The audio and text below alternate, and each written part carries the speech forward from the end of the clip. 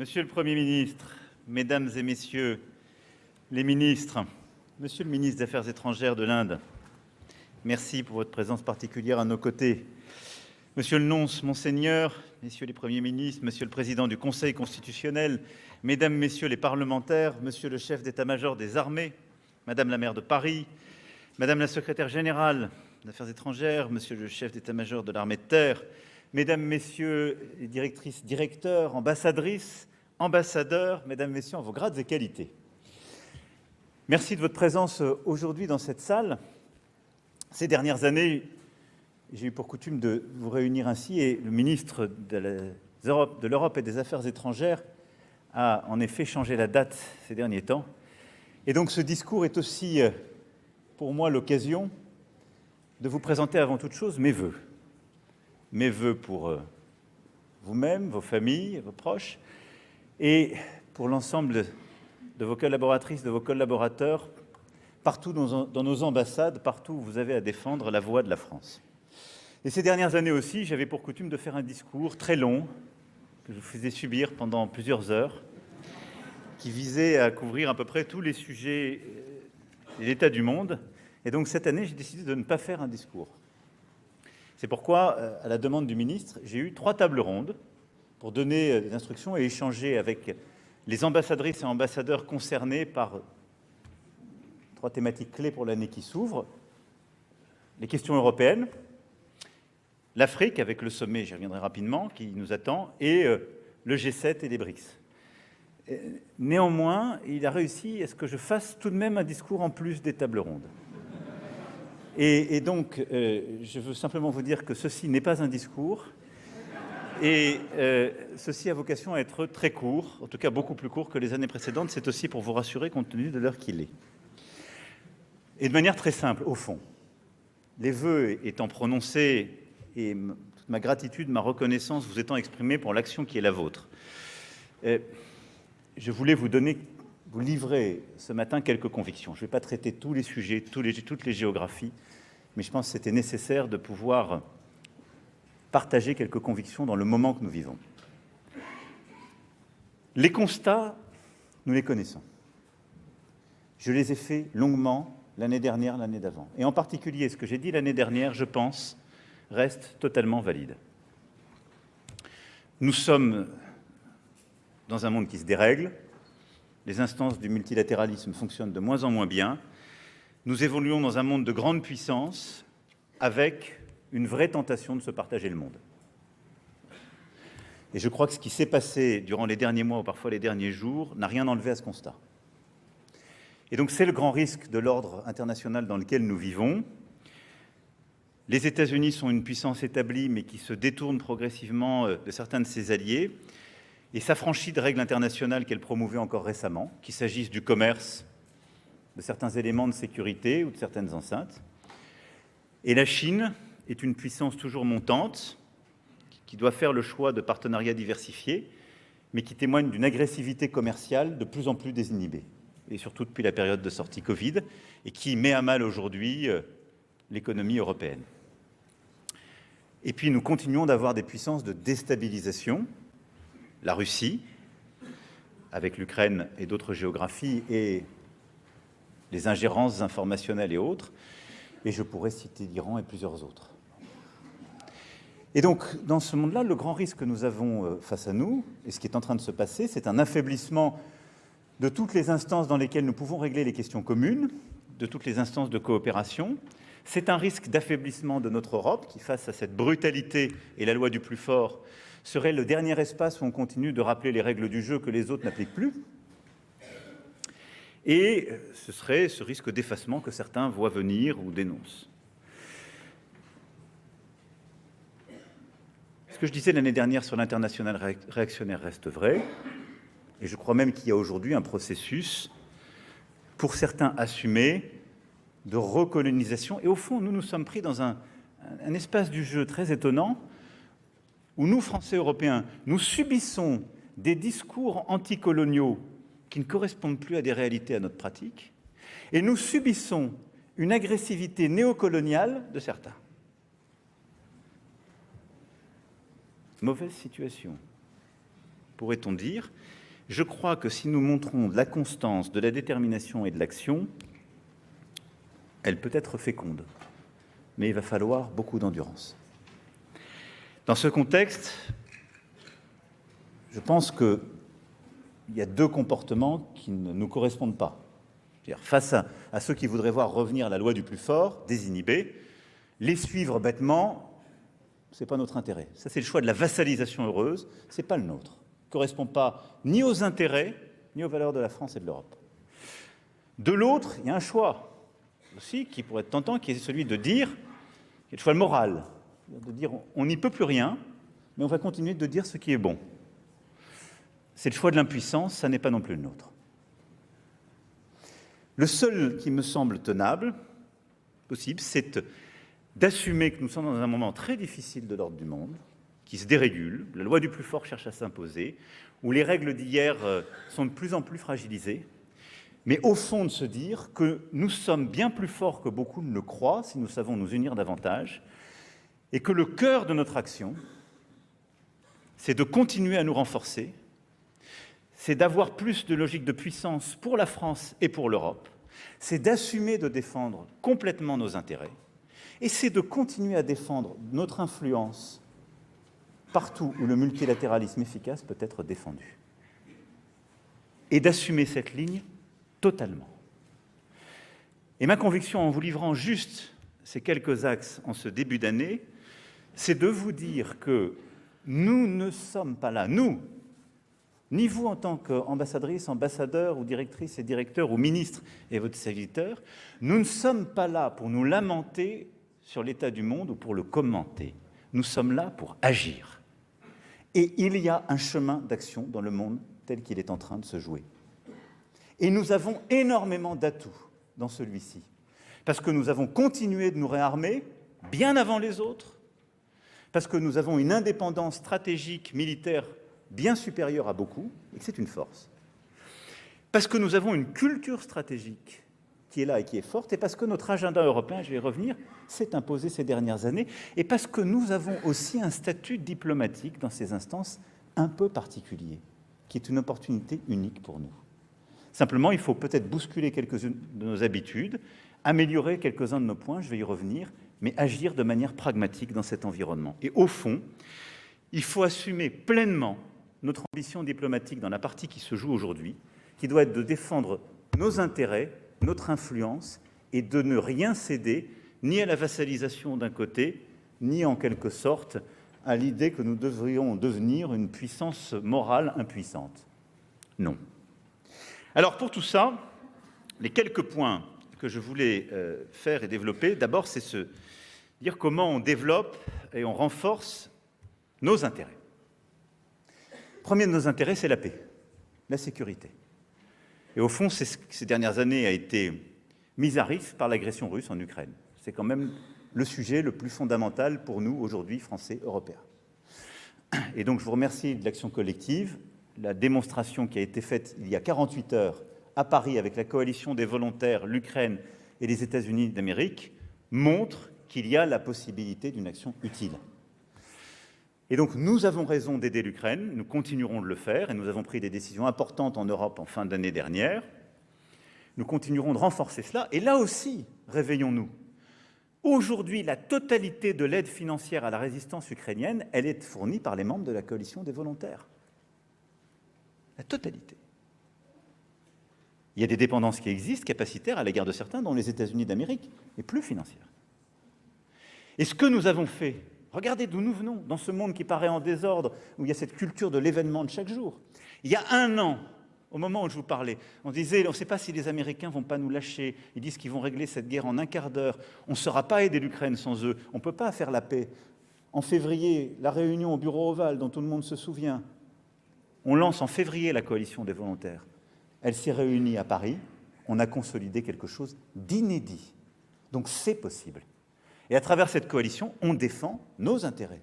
C'est-à-dire, nous, Européens et alliés qui nous rejoignent, et je veux saluer le rôle de la Norvège, évidemment, du Royaume-Uni et du Canada, présents au niveau primo-ministériel à Paris il y a 2 jours. On apporte toute l'aide aujourd'hui. Et on a bâti les garanties de sécurité pour le jour d'après la paix. C'est une vraie révolution de la culture stratégique européenne. Et nous devons continuer cet effort patiemment. Nul ne sait dire quand la guerre finira. Nous accompagnons les efforts diplomatiques américains, et je salue ces efforts et ce que fait la diplomatie américaine, mais nous avons réussi à ce que ces efforts soient recentrés, que nos intérêts soient pris en compte. Ça ne peut pas être la capitulation de l'Ukraine. Ça ne peut pas être le sacrifice des intérêts européens. Et notre sécurité, elle est prise en compte par cette coalition des volontaires. C'est une véritable révolution stratégique, capacitaire et d'organisation commune que nous avons menée dans l'année qui vient de s'écouler. Ceci, on va le consolider parce qu'il faut, sur ce sujet, avoir de la patience stratégique. Il faut souhaiter chaque jour la paix, tout faire pour la bâtir, mais force est de constater que là aussi, depuis que les États-Unis ont relancé ces initiatives diplomatiques depuis un an, il apparaît que la Russie ne veut pas véritablement la paix tout de même. Alors on peut essayer de s'en convaincre, mais ils n'ont pas apporté toutes les preuves. Donc il faut continuer l'effort de guerre, et jusqu'au bout. Ça, c'est pour moi le pilier fondamental. Défendre nos intérêts, c'est ça. Ce que la diplomatie française et les armées françaises ont fait avec la coalition des volontaires, un état-major conjoint à Paris, copiloté en franco-britannique, un rôle du E3 assumé en pilotage stratégique, c'est un vrai réveil. C'est une consolidation, c'est notre action commune. Et c'est très loin de l'avis de tous les commentateurs. Ce n'est pas notre boulot de commenter, je le redis. Ça, c'est très bon. Deuxième chose, c'est l'Europe de la défense qui vient consolider cela. Rappelez-vous, quand on a commencé à parler d'Europe de la défense, c'était un mot interdit.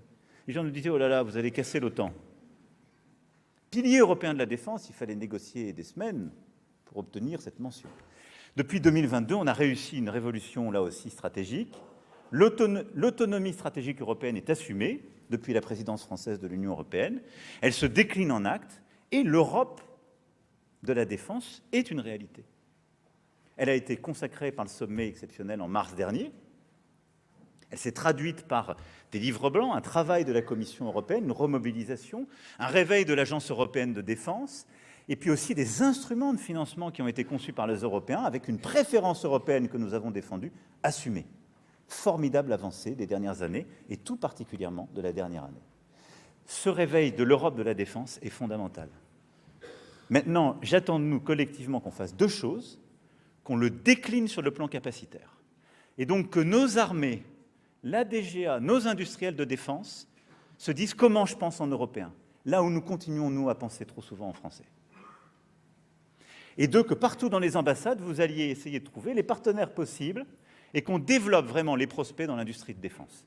On a mis de la préférence européenne, on a mis des instruments, on a été aux avant-postes de cette ambition.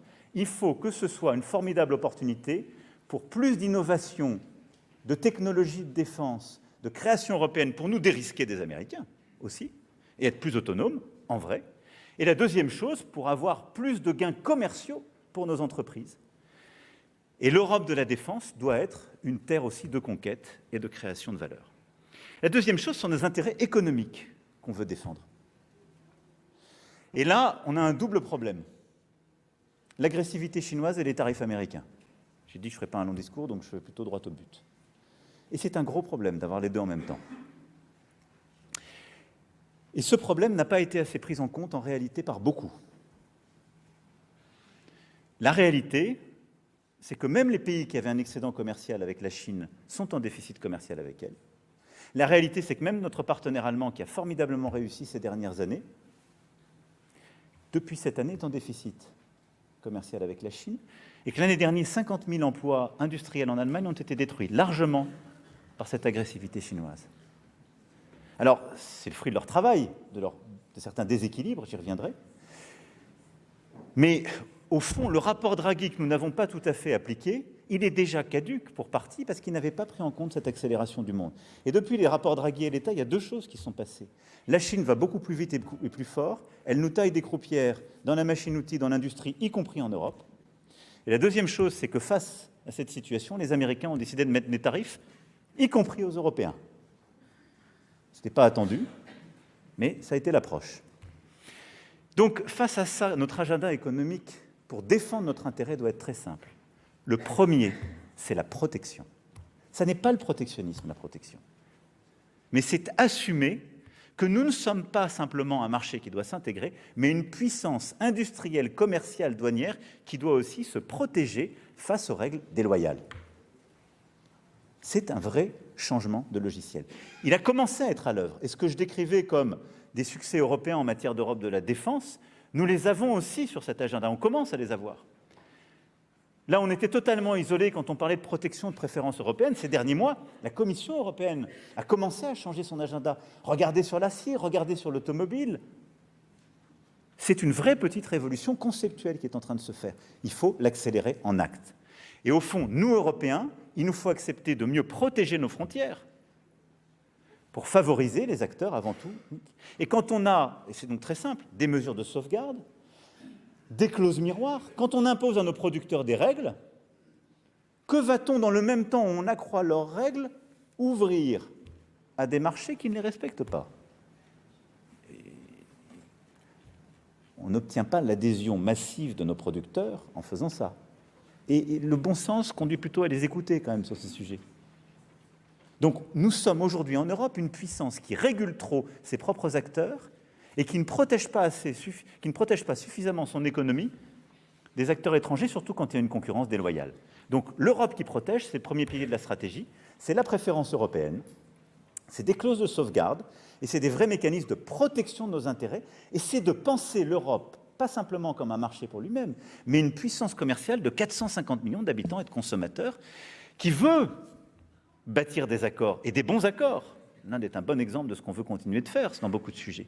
Mais on veut respecter les autres et être respecté. Ce que je dis n'est rien d'autre, par exemple, que ce que font ensemble le Canada, le Mexique et les États-Unis pour eux-mêmes. Ce n'est pas un gros mot. Mais faisons-le. Et si on ne le fait pas très rapidement, la désindustrialisation européenne sera massive. Et elle est en cours. Et elle s'est accélérée depuis l'année dernière. Et donc la clé, les constats étant posés, c'est d'accélérer cet agenda. Et donc une des priorités européennes pour nous, c'est évidemment la construction d'un budget qui tienne ça en compte, mais le déploiement d'une politique de protection et de préférence européenne accélérée dans cette année. Ce qui va avec aussi, c'est du coup une plus grande simplification et compétitivité des Européens. Donc continuer l'agenda de simplification, de marché unique des capitaux, parce qu'il faut vraiment que cette Europe à 450 millions, elle existe, elle soit plus réelle. Aujourd'hui, il y a encore trop de divisions dans cette Europe. Et tout cet agenda, merci Monsieur le Vice-président de le porter, c'est un agenda aussi de simplification, de compétitivité de notre Europe, qui est essentiel, surtout si on veut se réaligner avec les États-Unis. Et donc là, il faut sans relâche le faire. Nous l'avons porté, nous continuerons de le porter. Et le troisième pilier, c'est un pilier d'investissement dans l'innovation. Dans nos budgets nationaux, mais surtout le budget européen, on doit investir beaucoup plus dans l'innovation. L'IA, le quantique, le spatial, les green tech. Dans ces verticales, l'Europe a des cartes en main, mais elle est fragilisée par un sous-investissement public et privé. Et donc, nous devons investir beaucoup plus vite et beaucoup plus fort pour défendre nos intérêts. Face à ça, ce que je vous demande, c'est de porter cet agenda à Bruxelles, de le porter dans les capitales, mais là aussi de le décliner en actes. Et nous avons besoin de relancer massivement notre diplomatie économique et commerciale en Europe pour ce faire. Parce qu'à mesure qu'on bâtit une Europe qui protège mieux son marché, il faut pousser nos acteurs industriels et économiques à faire encore davantage dans le marché européen. Et aujourd'hui, en particulier dans certaines régions de l'Europe ou dans certains pays, il y a un sous-investissement qui s'était installé. On l'a réveillé dans plusieurs pays où les partenariats bilatéraux ont été relancés. Il est fondamental d'aller beaucoup plus vite et beaucoup plus fort. Mais en tout cas, nos intérêts technologiques, économiques, stratégiques sont une priorité de notre diplomatie en européen, dans le contexte que je viens d'évoquer. Troisième élément, c'est évidemment notre agenda démocratique,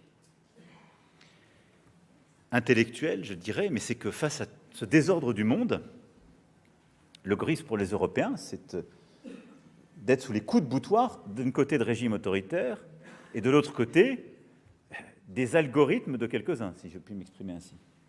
Je l'avais longuement développé l'année dernière, je ne vais pas y revenir, mais nous allons continuer de poursuivre un agenda à la fois de protection de nos enfants et de nos jeunes.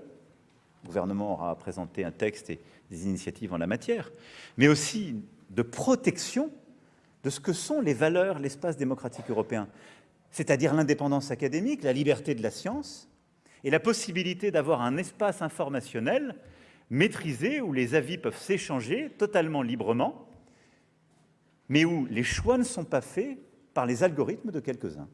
Et donc, le DSA et le DMA sont deux régulations à défendre, à consolider, le bouclier démocratique européen que prépare la Commission européenne aussi, et nous continuerons en France de prendre des initiatives sur cet agenda qui est clé.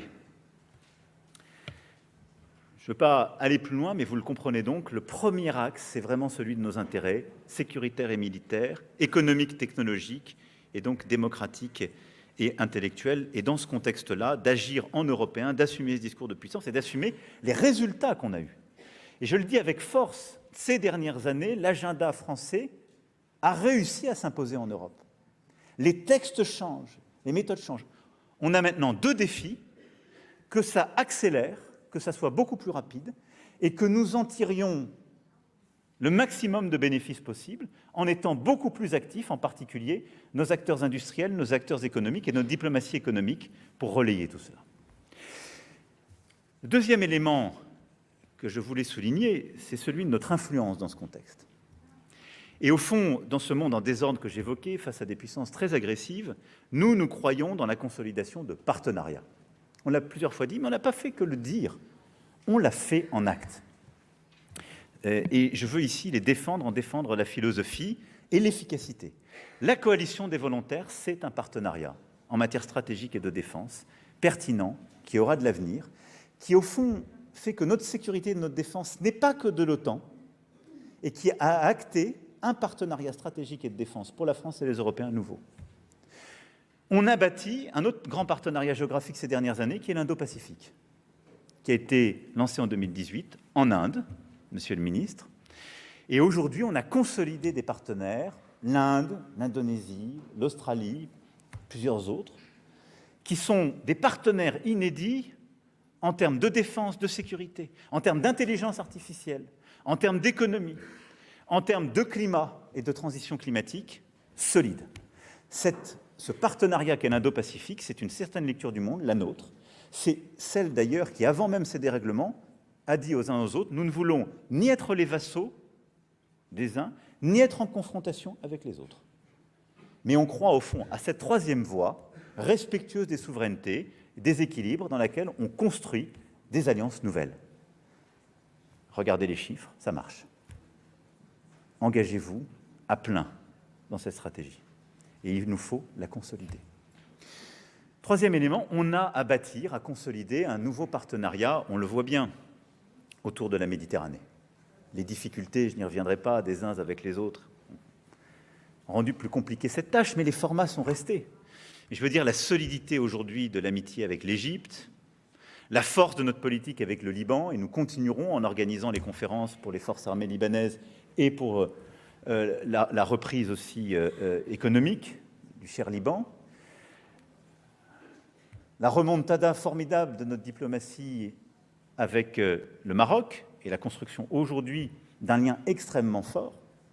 Et donc on a des axes très solides. Et le choix diplomatique de la France l'année dernière de reconnaître l'État de Palestine, de lancer une initiative qui a entraîné une dizaine de partenaires derrière nous, d'assumer ce choix malgré les tensions et cette loi du plus fort, de le porter avec la déclaration de New York, nous a redonné une crédibilité au Proche et Moyen-Orient et dans la Méditerranée, et même au-delà, inédite, et qui correspond à l'image historique de la France. Et donc, nous avons, en termes de partenariat, à réinvestir cette région dans les mois et l'année qui vient, et c'est pour moi un des axes forts que j'attends de vous. Il y a des situations qui restent très instables, j'ai promis de ne pas être trop long, mais je crois à la solidité et au potentiel de celle-ci, y compris avec plusieurs partenaires du Golfe, qui sont aujourd'hui des partenaires stratégiques, économiques et militaires solides. Quatrième grand partenariat qui est le nôtre et qu'il faut consolider, c'est celui avec l'Afrique. Je viens d'avoir une réunion de travail, et donc je ne serai pas long. On a complètement changé le logiciel depuis le discours de Ouagadougou. C'est un partenariat d'égal à égal. On a revu, et on a eu raison de le faire, nos bases militaires. Ça a été vu comme un abandon, détrompez-vous. On a fait avec constance les choses. On a rééquilibré le partenariat. On a enlevé la composante militaire qui n'était plus comprise par les pays et les jeunesses. On a rebâti un partenariat militaire qui est pertinent et qui a montré sa force et sa pertinence au Bénin et qu'on est en train de construire avec plusieurs autres pays. Nous l'avons fait sur des nouvelles thématiques, l'entrepreneuriat, la jeunesse, les industries culturelles et créatives, le sport. On a un agenda mémoriel et culturel totalement inédit, qui a permis de rééquilibrer totalement les choses. Et on veut mobiliser nos diasporas encore davantage. Le partenariat africain est clé. Il faut, en 2026, qu'on aille au bout de ce travail, avec une politique beaucoup plus ambitieuse sur nos diasporas, ça fait partie des objectifs que j'ai donnés, avec le sommet de Nairobi, qui se tiendra au mois de mai prochain, et qui est un rendez-vous très important, qui permettra d'incarner cette véritable révolution de l'approche, de mettre au cœur nos partenariats justement dans l'économie, l'entrepreneuriat, les ICC, de mettre au cœur les acteurs africains, et qui se tiendra pour la première fois. Non seulement à Nairobi, mais j'y ai invité le Premier ministre Modi à mes côtés et le chancelier Merz. Ce qui montre aussi le changement de l'approche et de logiciel. Et donc sur l'Afrique, allons au bout de la logique, montrons l'efficacité, consolidons nos partenariats. Et je ne suis pas évidemment exhaustif, j'ai cité le Maroc, j'aurais pu évoquer la force de la relation aujourd'hui avec le Nigeria ou l'Afrique du Sud, et celle avec le Kenya telle qu'elle est incarnée. Et nous continuerons de suivre évidemment les grandes crises du Soudan et de la Corne de l'Afrique au Grand Lac. Mais cette stratégie et ce partenariat africain, c'est une des priorités de 2026 parce que nous avons à y tirer nos intérêts, notre influence, notre crédibilité, grâce là aussi aux choix diplomatiques que nous avons faits et à cet investissement des dernières années. Je vous demande de le relayer dans toutes les ambassades en Afrique et ailleurs. Et là où nous avons besoin d'améliorer les choses, c'est dans l'implication du monde économique en Afrique. Nous faisons méthodiquement, pour ce qui est de l'économie, l'exact contraire de ce que je viens de dire. C'est-à-dire, à mesure que nous avons complètement réinventé la relation diplomatique pour la rendre plus intelligible, trop de nos groupes se sont désinvestis du continent africain. Donc je demande à ce qu'on apporte des réponses sur les sujets financiers. Il y a 15 ans, nous étions une puissance bancaire et financière en Afrique, tout le monde a vendu. La faute à qui, à quoi? Les régulations, nous dit-on, très bien, c'est qu'elles sont idiotes. Parce que la vérité, c'est que c'est repris par d'autres. Et il y a une pusillanimité de beaucoup qui n'est plus compréhensible. Et donc j'ai demandé là-dessus au ministre de vraiment revoir les choses en profondeur. Et au fond, amenons des groupes français de plus en plus nombreux en Afrique, mais amenons ceux qui ont faim. Ceux qui ne se comportent pas bien et ceux qui n'ont pas faim, il ne faut plus les emmener. Par contre, il y en a beaucoup, des PME, des start-up, des ETI, qui ont envie de bien travailler de manière respectueuse dans cet esprit de partenariat. Il faut y aller à fond. En tout cas, c'est un partenariat auquel je crois, dans lequel on a démontré de l'efficacité, sur lequel il y a une bataille des narratifs, il est fondamental. Et donc là, il faut continuer d'avancer. Je ne suis pas exhaustif sur les partenariats, mais c'est ceux sur lesquels je voulais tout particulièrement insister. Le troisième élément, après nos intérêts, nos partenariats, notre influence, c'est évidemment les instruments de cette influence et de nos intérêts. Il y a 2 points que je voulais ici mentionner de manière extrêmement rapide, sur lesquels je demande au ministre d'avancer. C'est d'abord consolider tout ce que nous avons fait sur l'influence, justement, la lutte contre la désinformation. Sous l'autorité du Premier ministre, et je l'en remercie, il y a un très gros travail qui est fait. Il est d'ailleurs diplomatique, il peut être militaire, il est très interministériel. On ne doit pas perdre cette bataille des narratifs. Les intérêts de la France, son influence se défendent aussi dans les récits qui sont faits, dans la lutte contre la désinformation partout et dans la défense de ce que nous faisons. Et au fond, on s'interdit de défendre ce qu'on fait. L'honnêteté m'oblige à constater que beaucoup d'acteurs français se sentent interdits, parce qu'ils sont français, de défendre la France, ses intérêts ou la bonne action des Français. Ça me surprend toujours, mais enfin, voilà, je constate que c'est comme ça. Et de l'autre côté, on est massivement attaqué par des gens qui nous reprochent d'être des anticoloniaux, au moment où on fait tout ce que je suis en train de raconter. Enfin, d'être des nouvelles puissances coloniales, et s'appuie sur un discours très anticolonial, et du coup très anti-européen, anti-occidental, anti-français, en mélangeant tout. On doit absolument mener cette bataille. On a construit les instruments, il y a un très gros investissement qui a été fait. Je souhaite qu'on aille beaucoup plus loin. La deuxième chose, c'est que je demande vraiment aux ministres délégués de renforcer la diplomatie économique. J'ai parlé de l'Europe et de l'Afrique, mais plus largement, je souhaite qu'on puisse avoir et bâtir un agenda beaucoup plus volontariste de souveraineté, de production, de diversification de nos débouchés, de nos approvisionnements. Et donc, au-delà de la réforme de la direction de la diplomatie économique, qu'on bâtisse une stratégie pays-secteur beaucoup plus claire et offensive sur ce volet-là, dans le contexte nouveau que nous sommes en train de connaître. Et plus largement, je souhaite que sur nos partenariats, on revisite aussi les méthodes et moyens et parfois les instruments qui sont à bâtir, même si je veux ici saluer le travail de Business France, de tous ses partenaires et des acteurs auprès d'elle, qui est absolument remarquable en la matière et a permis d'avoir des résultats, et en termes d'attractivité et en termes d'export, tout à fait remarquables ces dernières années. J'y suis beaucoup revenu ces derniers temps, donc je n'irai pas plus loin.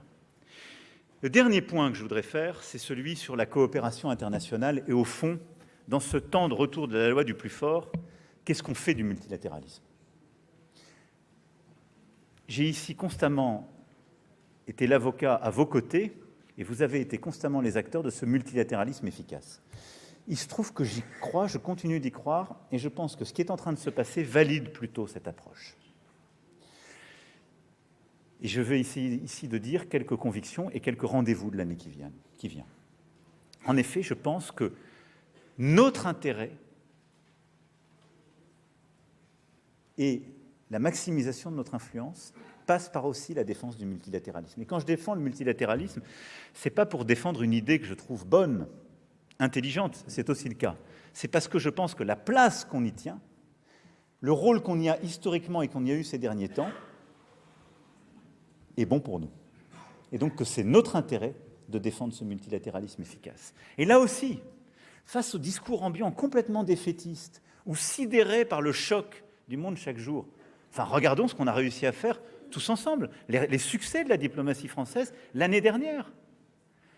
Un sommet de l'intelligence artificielle, le monde entier est venu à Paris. On a avancé là-dessus et on l'a coprésidé avec le Premier ministre Modi. Et le mois prochain, je serai en Inde pour faire le suite.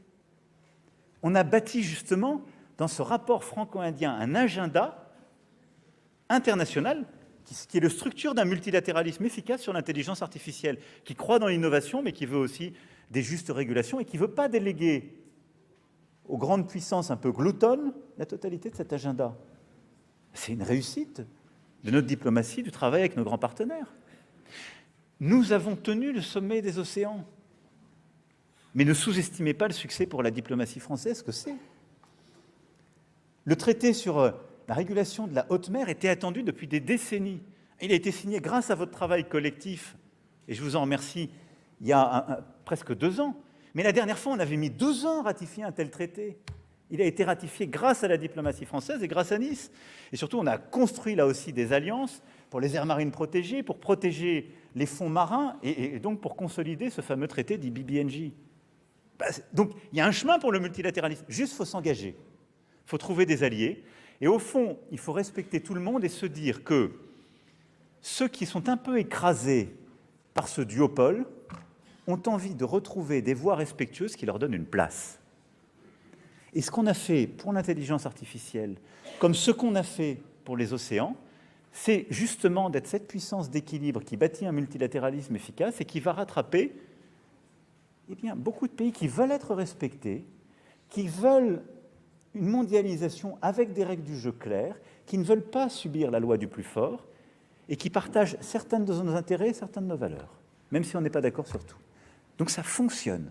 Et je veux le dire ici en défendant l'action qui a été la vôtre ces dernières années. Et donc nous allons continuer de faire cela.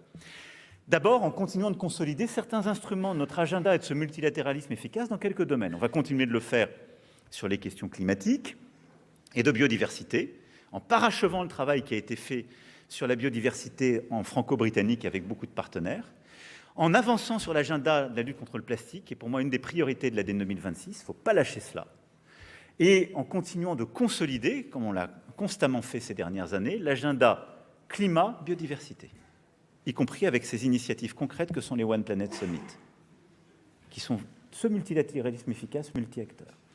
Deuxième chose, on va le faire sur la santé, qui est un élément clé de notre stratégie, parce que nous avons contribué à bâtir cette approche One Health, et au moment où l'OMS est bousculée, menacée, la consolider, rassembler tous les fonds verticaux, tous les pays, au sommet de Lyon en avril, sera un moment très clé et très important de cette défense du multilatéralisme efficace sur les questions de santé. À Lyon, en avril. On va le faire, je le disais, sur l'intelligence artificielle avec l'Inde en février, et on va continuer de le faire sur les minerais critiques, terres rares et matériaux, là aussi pour essayer de bâtir des alliances concrètes, coopératives. On a commencé à le faire en G7, nous sommes dotés d'une stratégie européenne, mais il faut être beaucoup plus inclusif et essayer, là aussi, progressivement, de la mondialiser. Et puis à côté de ça, on a des rendez-vous qui vont imposer un agenda et une certaine lecture des choses. Et évidemment, la présidence française du G7 va nous mettre au cœur de ce rapport au multilatéralisme et nous donner un rôle singulier. Et je veux juste vous dire en 2 mots comment je vois cela.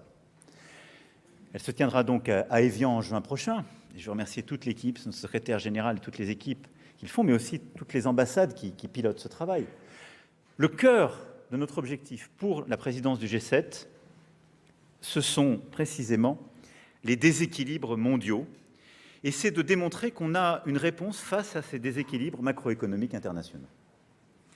C'est retrouver d'ailleurs l'essence de ce qu'est le G7, mais le cœur aussi de ce que sont nos problèmes. Parce que toute cette conflictualité que j'évoque, tout ce que nous subissons aujourd'hui, c'est lié à quoi? Des États-Unis qui ont des déficits jumeaux, commerciaux et budgétaires. Une Europe qui n'investit pas assez et qui a un problème de niveau d'innovation et de croissance. Et une Chine qui produit beaucoup mais qui sous-consomme localement.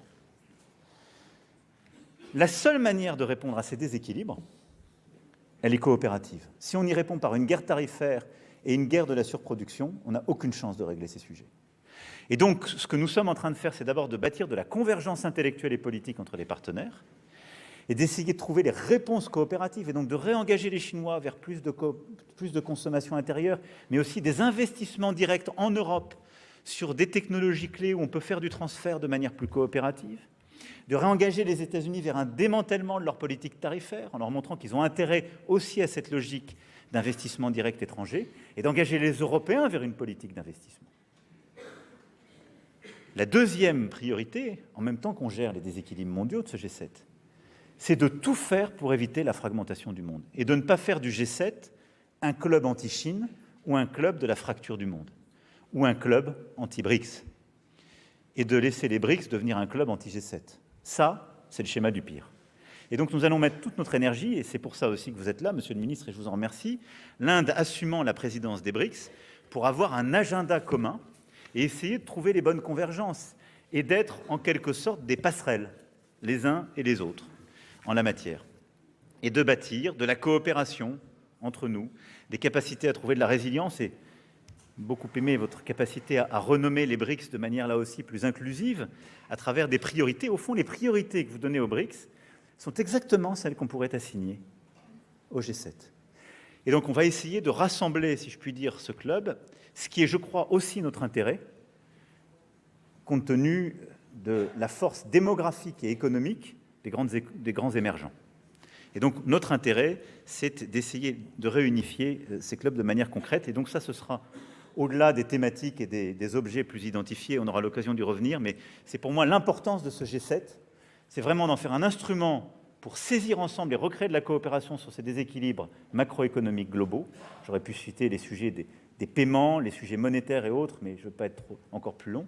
Et la deuxième question, c'est de réussir à refaire le pont avec les BRICS et d'éviter cette grande divergence, sinon qui serait à l'œuvre.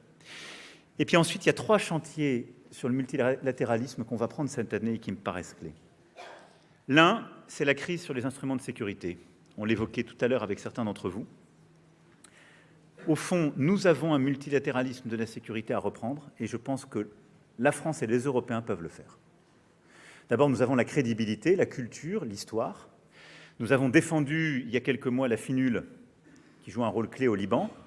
Mais on voit bien une fatigue et une crise, peut-être à l'œuvre, des grandes opérations de maintien de la paix. Ce moment doit être une opportunité pour nous, Français et Européens, de proposer des instruments nouveaux, de proposer de retravailler avec les organisations régionales des nouvelles structures de maintien de la paix et d'être des opérateurs de nouvelles initiatives. La deuxième chose, c'est évidemment la crise de l'aide publique au développement. Nous avons formidablement, jusqu'à il y a 18 mois, relevé celle-ci, réinvesti. Je défends cette politique qui est l'objet d'attaques indignes et contraires aux intérêts même de la France aujourd'hui. Mais force est de constater qu'il y a une crise de ce financement. Le retrait massif américain et les difficultés financières de beaucoup d'Occidentaux créent une situation de stress. Ne la regardons pas simplement. Nous avons posé ces dernières années tous les jalons. 2021, le sommet sur le financement des économies africaines. 2023, le sommet de Paris pour la prospérité des peuples et de la planète avec le 4P. On a créé tous les instruments qui ont permis de repenser cela. On doit repenser et aller au bout de ce qu'on a fait avec l'AFD ces dernières années, qui est de penser l'investissement solidaire et durable, et aussi de repenser les mécanismes, de faire davantage avec le secteur privé, d'utiliser davantage les leviers, de réformer la gouvernance des grands acteurs, comme on a commencé à le faire, mais pas suffisamment vite, mais de ne pas simplement constater le retrait massif de certains grands acteurs de l'aide publique au développement pour considérer que tout serait fini. Nous devons nous réinvestir, y compris pour proposer des solutions plus innovantes, pour proposer des partenariats nouveaux, comme je viens de le dire, sur la question de la défense. Puis le dernier point, c'est celui de la gouvernance internationale. Alors, vaste sujet, et au fond, il pourrait y avoir un côté complètement naïf, irénique, à vous dire qu'on va s'occuper de la gouvernance internationale au moment où je suis en train de vous dire que c'est le désordre le plus grand, la loi du plus fort, et que chaque jour, les gens se demandent si le Groenland va être envahi, si le Canada sera soumis à la menace de devenir le 51e État ou autre, ou si Taïwan sera encerclé davantage. Plusieurs d'entre vous l'ont évoqué dans les échanges qu'on a eus ce matin. Je pense qu'au contraire, c'est le bon moment. Et en vrai, c'est peut-être le seul moment. Et c'est peut-être le bon moment pour réinvestir en effet pleinement l'Organisation des Nations Unies, en constatant que le premier actionnaire n'y croit plus, que le deuxième actionnaire ne se désengage pas totalement, mais enfin est un peu inquiétant pour certains, et que personne ne sait nous dire quelle est l'instance qui est plus respectueuse quand même de l'ordre international des nations et de tout ce qu'on défend chaque jour. Et on serait drôle de ne pas le faire, parce qu'on deviendrait un pays de vestal d'un ordre, d'un temple qu'on est en train de laisser disparaître. Moi, je ne peux pas m'habituer à ce qu'on est en train de vivre. Chaque jour, il y a des gens qui me disent « Vous ne faites pas bien parce que vous n'avez pas assez dénoncé ce qui était mauvais là. » Donc on voudrait condamner la diplomatie française à être le commentateur chaque jour de ce que font tous les autres, mais en même temps être les spectateurs de ce qui se détricote. Faites l'inverse. On n'est pas là pour commenter, on est là pour agir. Quelqu'un fait mal, on apporte une réponse. On a une réponse intelligente à apporter, on le fait. On n'a pas de réponse intelligente à apporter, on regarde ailleurs. On défend dans les instances compétentes ce qu'on a toujours fait. Le droit international, la souveraineté des États, ce en quoi nous croyons. Et le fait qu'il n'y a pas de standard. Et la France fait partie des rares États qui peuvent le dire. De ce que nous faisons en Ukraine, à ce que nous avons fait avec la Palestine et ce qu'on fait dans tous les pays du monde. Mais dans le même temps, on fait ça. Ben, ressaisissons-nous. Et l'une des choses que nous voulons faire avec les pays du G7 qui voudront y participer, mais surtout avec tous les grands émergents qui veulent le faire, et qui sont au fond les perdants actuels de la gouvernance internationale et du fonctionnement de l'ONU, c'est d'ensemble essayer enfin de faire cette réforme de la gouvernance mondiale que nous devons bâtir. Sinon, ce sera la fragmentation du monde. Et donc, à l'occasion de ce G7, mais je dirais au-delà simplement du sommet, nous devons être les acteurs et prendre l'initiative de la réforme de la gouvernance internationale et de cet ordre, et s'y engager avec force, avec détermination, aux côtés de tous les grands pays qui voudront le faire avec nous. Voilà, mesdames et messieurs, je ne serai pas plus long. C'est quelques mots que je voulais, au fond, partager avec vous. Mais mon message, c'est d'abord merci et reconnaissance pour le travail de chaque jour. Merci tout particulièrement aux ambassadrices et ambassadeurs qui opèrent dans des théâtres de guerre ou sous des très grandes pressions diplomatiques ou dans des pays très instables. Merci à vous, à vos équipes. Et c'est de vous dire, ayez confiance dans ce que nous sommes en train de faire. Ne cédez pas à la mode du commentaire, ne cédez pas au défaitisme. Au contraire, tous les constats que nous avons faits ces dernières années, je crois pouvoir le dire, ils étaient les bons. Ce que nous avons réussi à faire pour la France et en Europe est allé dans le bon sens. Plus d'autonomie stratégique, moins de dépendance à l'égard des États-Unis comme de la Chine.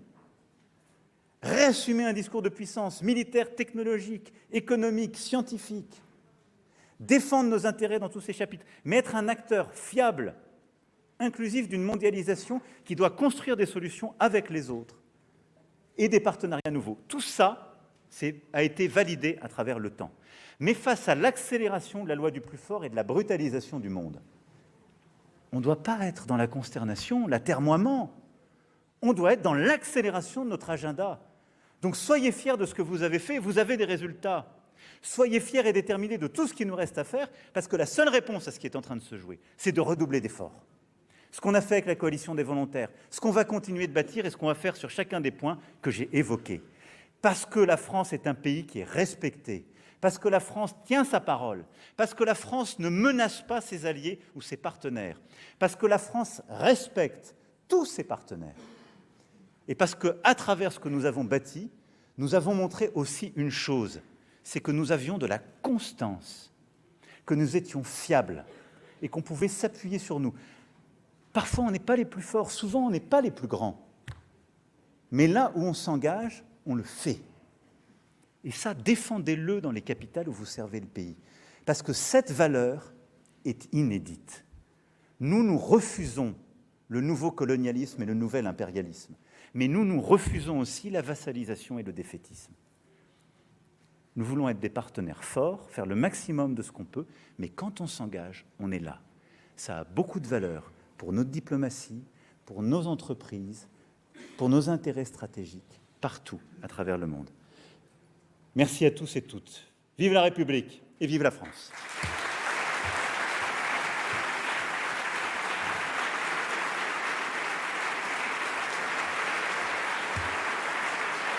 Merci.